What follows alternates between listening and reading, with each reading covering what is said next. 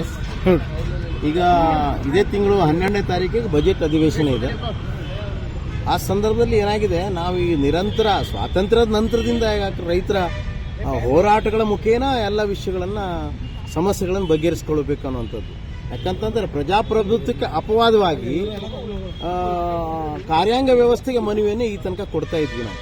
ಯಾಕಂದರೆ ಬರಗಾಲ ನಿರಂತರ, ಕೋವಿಡ್ ಸಮಸ್ಯೆ, ಆನಂತರ ಮಹಾಪುರ, ಇದೆಲ್ಲ ಸಮಸ್ಯೆ ಒಳಗಡೆ ರೈತರನ್ನು ಯಾವುದೇ ರೀತಿಯಾಗಿ ಅವರನ್ನು ಸದೃಢ ಮಾಡೋದಾಗಲಿ, ನಮ್ಮ ಏನು ಬೇಡಿಕೆ ಇತ್ತು ರೈತರು ಬೆಳೆದಂಥ ಬೆಳೆಗಳಿಗೆ ಯೋಗ್ಯ ಬೆಲೆಯನ್ನು ಕೊಡುವಂಥದ್ದಾಗಲಿ, ಅಥವಾ ರೈತ ಕಾನೂನುಗಳನ್ನು ಹಿಂಪಡೆಯೋದಾಗಲಿ, ಅಥವಾ ಏನು ರೈತರ ಸಾಲವನ್ನು ಮನ್ನಾ ಮಾಡೋದಾಗಲಿ, ಅಥವಾ ನೀರಾವರಿ ಯೋಜನೆ ಮತ್ತು ವಿದ್ಯುತ್ಗಳ ಬಗ್ಗೆ ನಾವು ಈಗಾಗಲೇ ವಿನಂತಿ ನಿರಂತರ ಮಾಡ್ಕೊಳ್ತಾ ಬಂದಿದ್ದೇವೆ.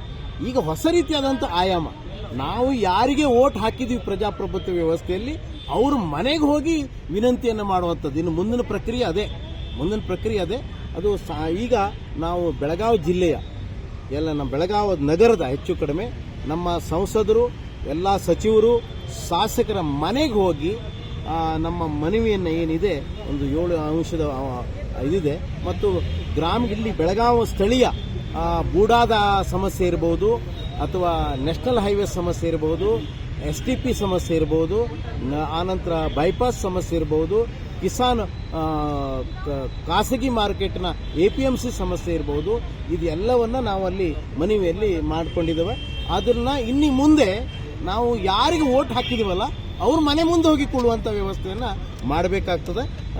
ಕಾರ್ಯಾಂಗ ವ್ಯವಸ್ಥೆಯಲ್ಲಿ ಆ ರೀತಿ ಯಶಸ್ಸನ್ನು ಕಾಣಬೇಕಿತ್ತು, ಕಾಣಲಿಲ್ಲ. ಇನ್ನು ಮುಂದಿನ ಪದ್ಧತಿ ಏನಿದ್ರು ಜನಪ್ರತಿನಿಧಿಯ ಮನೆ ಮುಂದೆ ಹೋರಾಟ.